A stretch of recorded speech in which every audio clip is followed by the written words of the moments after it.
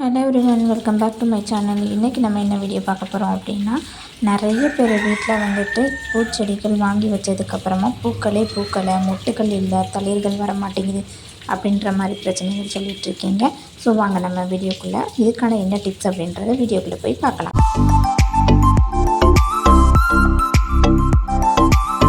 அதே மாதிரி பார்த்துக்கிட்டிங்க அப்படின்னா, பூக்கள் வந்துட்டு ரொம்ப சின்னதாக பூக்குது, மொட்டுக்களே வரல அப்படின்றவங்களுக்கு இப்போ நீங்கள் பார்த்துட்ருக்கீங்க பார்த்தீங்களா, இது ஃபுல்லுமே என்னோடய செடியில் உள்ள ஃப்ளவர்ஸ் தான்.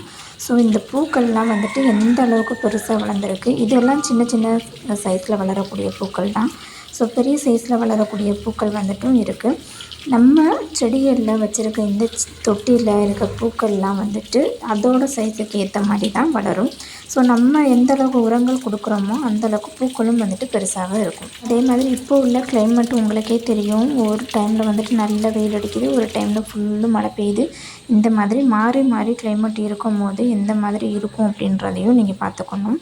ஸோ இங்கே வந்துட்டு சரியான மழையும் வெயிலும் மட்டும் தான் இருக்குது. அப்படியா இருந்தாலும் பூக்கள் வந்து சில டைமில் மொட்டுக்கள் வந்து உதிர்ந்து கீழே விழுக ஆரம்பிச்சிடும். ஸோ அதுக்காகலாம் நம்ம என்ன பண்ணலாம் அப்படின்றதையும் பார்க்கலாம். இந்த டைமில் மொட்டுக்கள் பூக்கள்லாம் வைக்கிறது ரொம்ப ரேராக தான் இருக்கும். ஸோ அதெல்லாம் பார்த்துக்கிட்டிங்கன்னா இதில் நல்லாவே வந்துக்கிட்டு இருக்குது. ஸோ அதுக்காக நான் என்னென்னலாம் பண்ணேன் அப்படின்றதையும் நீங்கள் கண்டிப்பாக பார்ப்பீங்க. அதுக்கான டிப்ஸை வந்துட்டு ஃபுல்லாகவே நம்ம பார்க்கலாம் வாங்க. அதுக்கு நான் எடுத்துருக்கிறது என்னென்னு பார்த்துக்கிட்டிங்க அப்படின்னா, இந்த முட்டையோட ஓடு. இந்த முட்டையோட ஓடில் வந்துட்டு நிறைய கால்சியம் சத்து அதிகமாகவே இருக்குது. அது மட்டும் இல்லாமல் ரோஜா செடியோட வளர்ச்சியை தூண்டக்கூடிய விதமாக இதுக்கு வந்துட்டு நிறைய கால்சியம் சத்து அதிகமாகவே இருக்குங்க. வளர்ச்சிக்கு முக்கியமான ஒரு சத்துன்னா இந்த முட்டையோட ஓடை தான் சொல்லுவாங்க. இந்த முட்டையை நம்ம உடைச்சிட்டு நம்ம இதை வந்து ஆம்லேட்டுக்கோ இல்லை தான் வேறு எதுக்காவது யூஸ் பண்ணியிருப்போம் இல்லையா. ஸோ அந்த முட்டையோட ஓடை நல்லா 2 நாளைக்கு வெயிலில் நல்லா காய வச்சுட்டு இந்த மாதிரி நல்லா பொடி பண்ணி எடுத்துக்கோங்க. கையில் வேணாலும் நீங்கள் க்ரஷ் பண்ணி எடுத்துக்கலாம், இல்லை அப்படின்னா மிக்சியில் கூட போட்டு அரைச்சி எடுத்துக்கலாம். இதில் நிறைய மைக்ரோ நியூட்ரியன்ஸ் வந்துட்டு ஃபார்ம் ஆகும். அதனால் இந்த மாதிரி நீங்கள் க்ரஷ் பண்ணி கூட பயன்படுத்திக்கலாம். இது கூட வந்துட்டு நம்ம சாம்பல் இருக்குது இல்லையா, மரக்கட்டையில் நம்ம எரிக்கிறோம் இல்லையா. ஸோ அந்த மரக்கட்டையை வச்சு நல்லா வெறும் மரக்கட்டையை மட்டும் நம்ம எரிக்கக்கூடிய சாம்பலை தான் நம்ம எடுத்து வச்சுக்கணும். பிளாஸ்டிக்கெல்லாம் யூஸ் பண்ண அந்த சாம்பலை வந்துட்டு பயன்படுத்தக்கூடாது. இயற்கை முறையில் உள்ள சாம்பலை வந்து நம்ம பயன்படுத்திக்கிறலாம். மற்றபடி பிளாஸ்டிக்கோ வேறு மாதிரி வேஸ்ட்டுகள் எரிக்கக்கூடிய சாம்பலை வந்துட்டு நம்ம பயன்படுத்த வேண்டாம். இப்போ என்கிட்ட சாம்பல் இல்லாததுனால உங்கள்கிட்ட வந்து நான் சாம்பிள் வந்து காட்ட முடியலை. ஸோ அந்த சாம்பலும் முட்டையோட ஓடையும் நல்லா மிக்ஸ் பண்ணி எடுத்து வச்சுக்கோங்க. இந்த ரெண்டையும் நல்லா கலந்து விட்டுட்டு அதுக்கப்புறமா நம்ம செடிகளுக்கு பயன்படுத்தலாம்.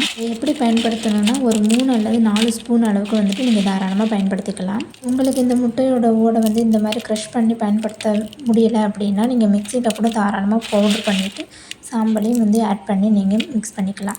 இந்த மாதிரி கலவைகளில் நம்ம வந்து ரோஜா செடிகளுக்கு பயன்படுத்தும் போது என்ன ஆகும்னு பார்த்துக்கிட்டிங்கன்னா, நம்ம ரோஜா செடியில் இருக்க பூக்கள் வந்துட்டு நல்ல பெரியதாகவும் மொட்டுக்கள் நல்ல பெரியதாகவும் தளிர்கள் நிறைய வரக்கூடியதாகவும் இருக்குங்க. நீங்கள் மண்ணை நல்லா கலரி கொடுத்துட்டு அந்த பவுடரை வந்துட்டு மேலே தூவி திரும்பவும் மண்ணை வந்துட்டு நல்லா கிண்டி கொடுங்க. வாரத்துக்கு ஒரு முறை வந்துட்டு நீங்கள் பயன்படுத்துங்க. ஜஸ்ட்டு 2 டீஸ்பூன் மட்டும் நீங்கள் போட்டுட்டு வாரத்துக்கு ஒரு முறை கொடுத்துட்டு வந்து மட்டும் பாருங்கள்.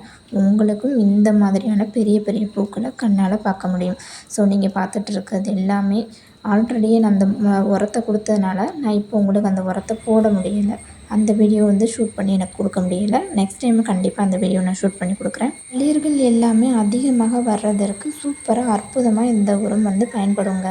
இந்த உரத்தை வந்து ரோஜா செடி, மற்ற பூச்செடி, காய்கறி செடிகள் இந்த மாதிரி எல்லா செடிகளுக்குமே வந்துட்டு தாராளமாக நீங்கள் பயன்படுத்திக்கலாம்.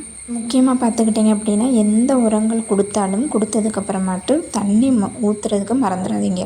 இந்த டிப்ஸை நீங்களும் பயன்படுத்தி பார்த்துட்டு என்னோடய சேனலை வந்துட்டு கமெண்ட் பண்ணுங்கள். நம்மளோட சேனலை வந்துட்டு சப்ஸ்கிரைப் பண்ணிக்கோங்க. பக்கத்தில் உள்ள பெல் பட்டன் ஆன் பண்ணி வச்சுக்கோங்க. சப்போர்ட் பண்ணுங்கள். உங்களோட ஃப்ரெண்ட்ஸ் அண்ட் ஃபேமிலிக்கு இந்த வீடியோ பிடிச்சிருந்தால் லைக் பண்ணுங்கள், ஷேர் பண்ணுங்கள், கமெண்ட் பண்ணுங்கள். முக்கியமாக உங்களுக்கு ஏதாவது டவுட் இருந்தது அப்படின்னா கமெண்ட் பண்ணுங்கள். நான் உங்களுக்கு ரிப்ளை கொடுப்பேன். Happy gardening.